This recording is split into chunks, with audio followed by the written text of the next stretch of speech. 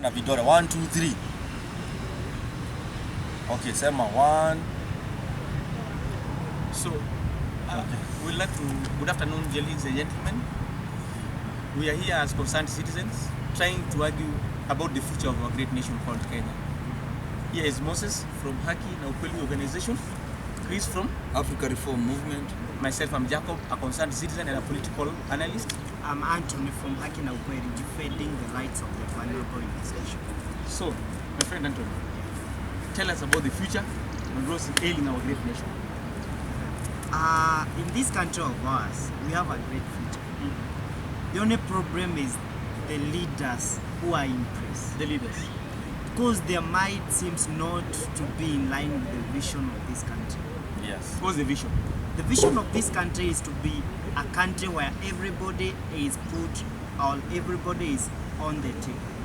Not excluding anyone because of their tribe, their race, their financial status, or their capabilities or levels of education. Anthony, on the table, eating or giving opinions or giving decisions. On table, making decision, giving opinions, and playing part in building this great nation. That's good. What about Chris? What is ailing? What is ailing our nation? And this is a truly sick country. Is the fact that a truly sick country. Very, very sick. Is the fact that the leaders. We have always been talking about the aspect of separating politics from the state. We have the head of state and the head of government. You know, government. Basically, you are dealing with matters purely political, and state, you are uniting the people. What Kenya lacks is statesmen. So that is why we don't separate the two. There are no statesmen and women, perhaps. A few women have shown us the way, but for the men, it has been a calamity, it has been disastrous. So that is what is ailing our nation. The lack of statesmen and women who can give the country a direction, so that I think the country can be reborn. Otherwise, we are living into total chaos, and the future generations might blame us, wondering whether actually there was any country in the first place, because there will be no country for them to inherit. For me, I would say that Kenya is falling because of corruption, and we need a law that could be introduced to ban the corrupt people. As Chris have said, even we need women also to come up, because it's like men, they are failing somehow. But also women are corrupt, my friend. Yeah, I believe so. But now you believe so? I believe, because I don't want to say that we don't have more women who are corrupt than men. And I would like if we can take our motion for ban for life those people who are corrupt to be not ever to be in government offices. I think it can help. In fact, Moses, on the issue of women, I think I can stand with the women on this one, and I think the Kenya's future perhaps could be in the hands, rest in the hands. That is why you can see we are pushing for the question of naming the port in Mombasa, a beach in Mombasa after Her Majesty the Queen. Wangari Maathai is Freedom Corner here. This one here is supposed to be named after Angela Merkel, the Chancellor of Germany.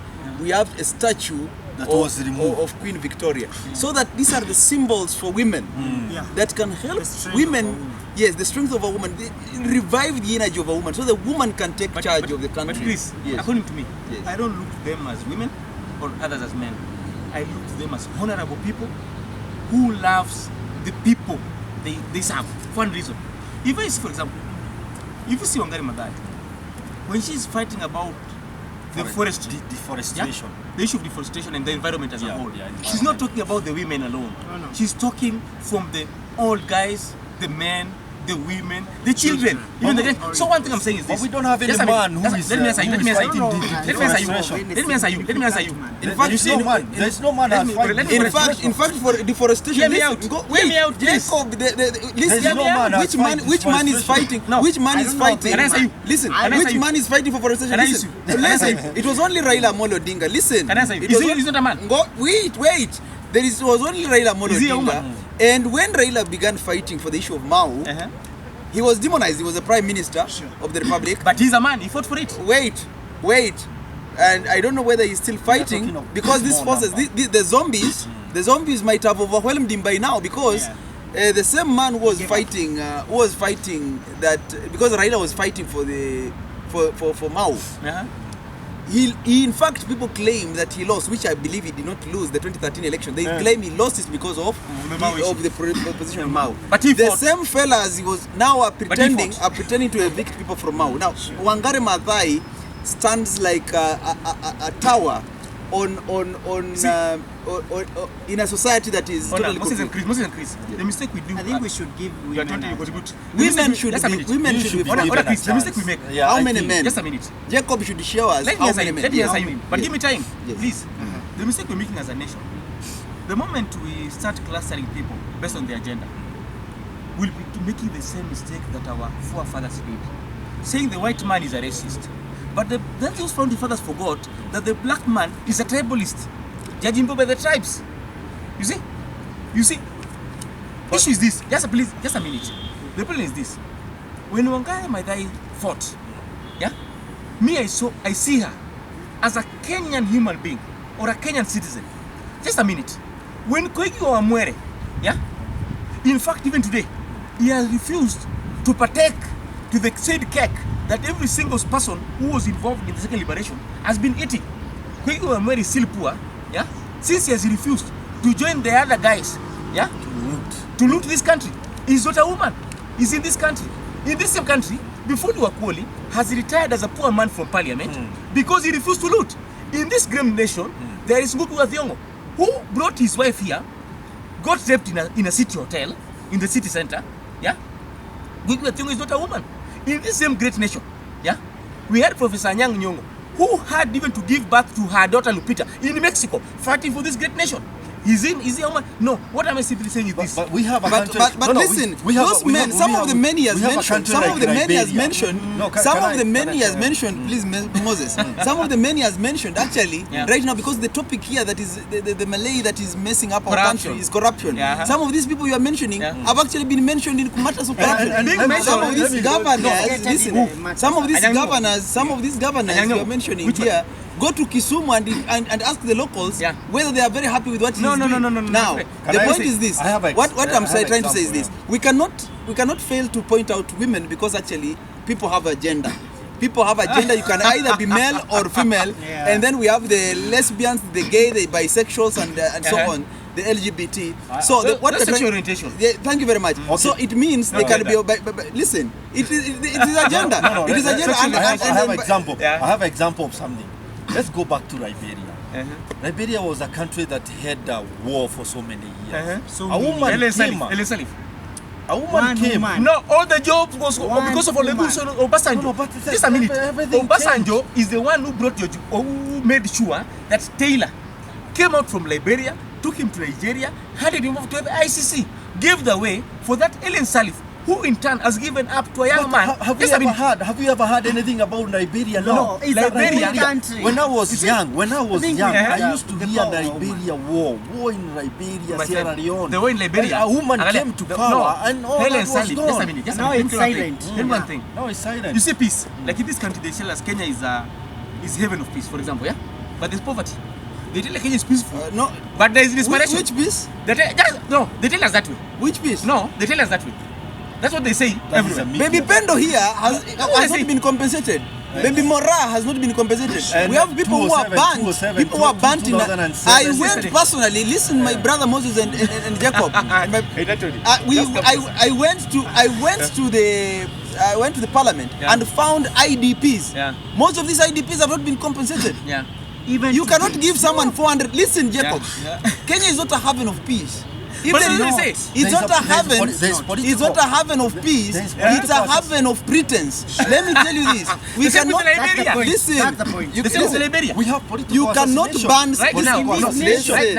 Ellen Sirleaf's son. No, right now. Ellen Sirleaf's son. You cannot he's in prison for stealing. Do the mother's tenure. Listen, you can Jacob. You cannot ban. You cannot listen. You cannot destroy someone's home. Listen, you cannot destroy someone's home. Kill 1,000 heifers, destroy his camels and so on, goats, and then you give him 400,000. Now listen. Just a minute, Chris. Just a minute. Yes. The mistake you are making. We have said, for example, Ellen Sirleaf. You are forgetting that right now the son who stole during the mother's tenure is going to prison for stealing the oil. What they don't tell you is this.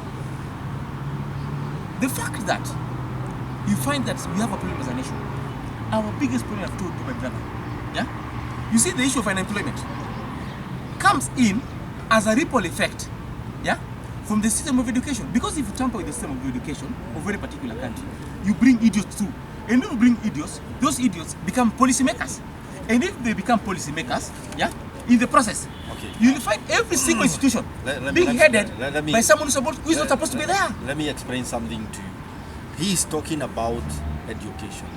That's the let me backbone tell you. of Tell me who is not educated in the Kenyan government. In the Kenyan government? Yeah, who is not I told you, educated? just a minute. Most of them in have the first studied session, in the first session, I abroad. told you one thing. Just a minute. Including our No, first you see in abroad. including No, President if you Uhuru, go abroad, studied in US. if you go abroad, the funniest thing, like the other day, I think around 5 years ago, our nurses were getting jobs as doctors. They are not educated. Just a minute. Education They're not educated. went through them. Those guys, the funniest thing, they went to school, but they never got educated.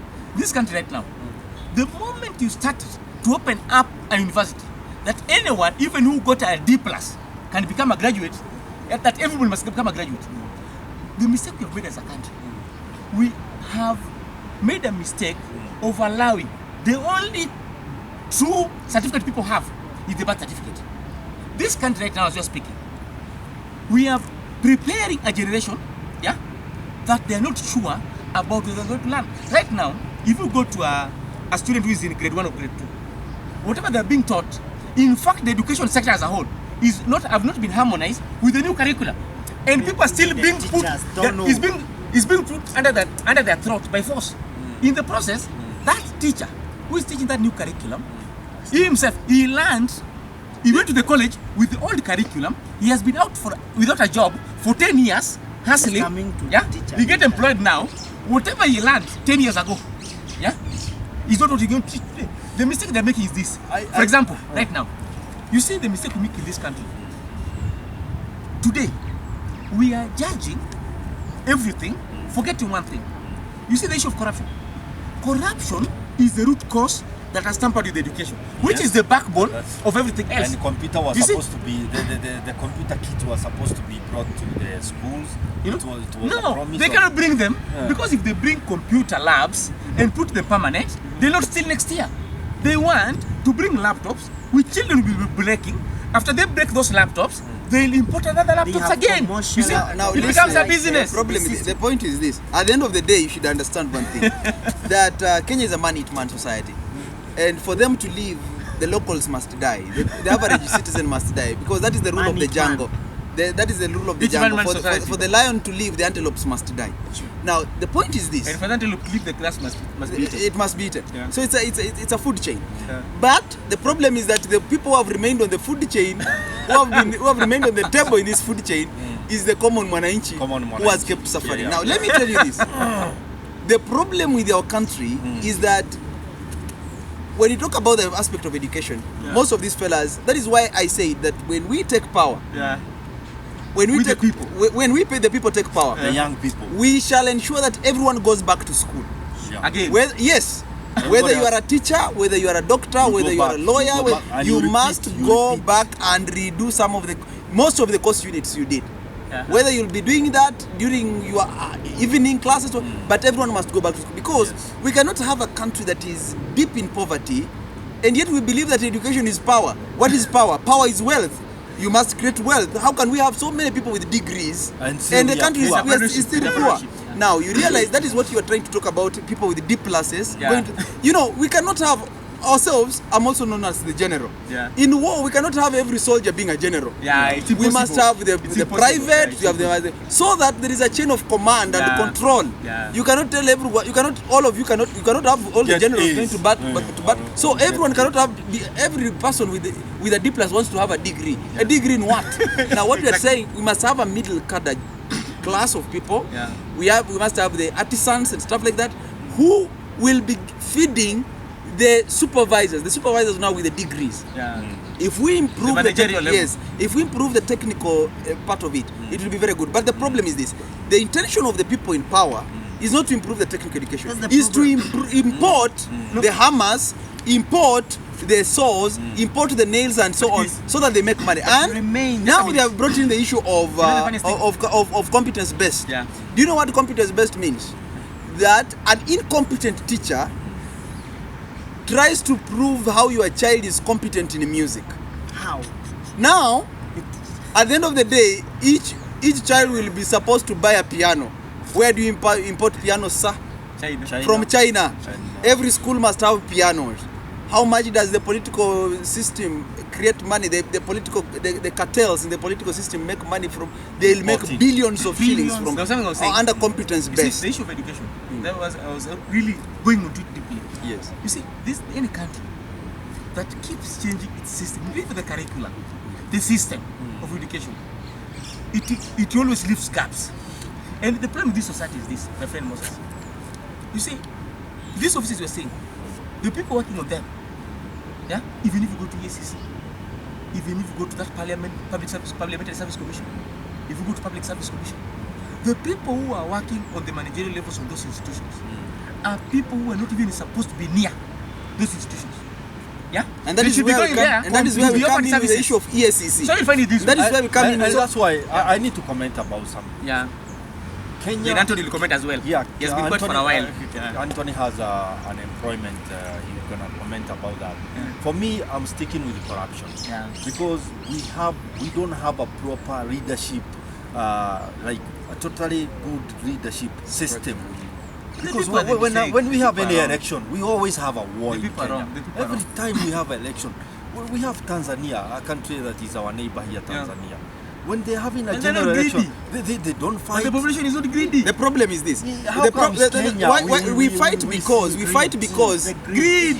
We fight because, and that is why you can see some. It's only the Kenya and listen, Uganda we have this issue of No, leadership. but with the problem with Uganda might not be having so many of these problems because It's of not like some. ours. It's not like ours. It's like not ours. like They're not ours because silly the problem More with us, solidarity. ours, have why food. we keep fighting, it's because that is why you can even see some characters want to change the constitution because they claim favor that themselves. yes, that because they claim that winner takes it all. The problem with Kenya is not winner take it all; it is loser take it all, and that is where the problem starts. You cannot be an inept leader and then assume office. And people don't fight. People must always fight because you cannot handle the office. In Tanzania, the Tanzania you're talking about, whenever a leader has been coming into office, you look at a man like Comrade Magufuli. Magufuli, on the first day he reported on duty, you could see things moving. Action. You could see he was a man of action. And that is why everyone now wants to begin moving closer to Magufuli, so that at least they can steal some magic out of him. But the point is that the problem is our institutions, as Jacob was trying to talk about, and you have also talked about the aspect of the people in those offices. Look at EACC, because it was a chunk of it. We have a problem with EACC, Anti-Corruption Commission. That organization, by the way, that thing, if only it were possible, it should have been scrapped from the constitution. Yeah, it's a toothless tiger. It cannot bite anyone. cannot bite Let me tell anyone. you, Yeah. it's not even a tiger. It's not even a tiger. It is a paper elephant.